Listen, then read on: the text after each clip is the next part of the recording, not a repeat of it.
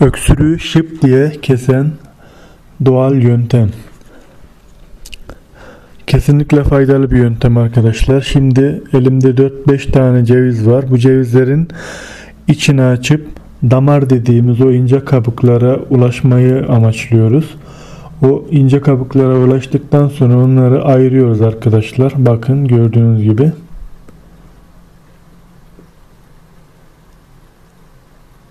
Cevizin yiyemediğimiz bu sert kabuğunun haricindeki ince damar dediğimiz kısımları ayırıyoruz.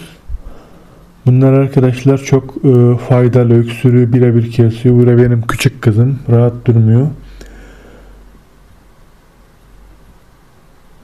Şimdi arkadaşlar bu yaptığım yöntemle kesinlikle ve kesinlikle %100 işe yarıyor. Çocuğun öksürüğünü yani birden kesiyor. Kesinlikle denemenizi tavsiye ederim.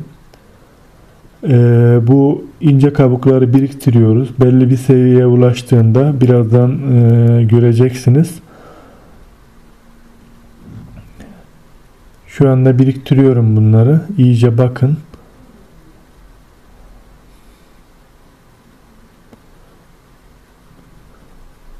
Bunları biriktiriyoruz arkadaşlar.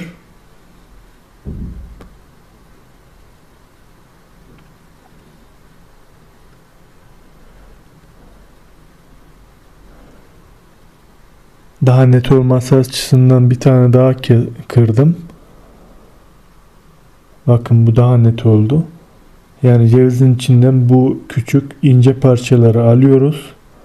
Belli bir miktar olunca cezvemize koyuyoruz arkadaşlar bunları. Şimdi cezvemize koyacağız bunları. Evet, cezvemize koyduk ve buna bir su bardağı su ekliyoruz arkadaşlar. Tam bir bardak suyumu ekliyorum. Ve bir tane cevizin içine, yani bir cevize ait içine koyuyorum ve altını yakıyorum arkadaşlar. Yaklaşık 5 dakika boyunca kaynamasını bekliyoruz. İyice kaynadıktan sonra arkadaşlar, ortalama 5 dakika falan sürüyor. Süzek yardımıyla süzüyoruz arkadaşlar, gördüğünüz gibi.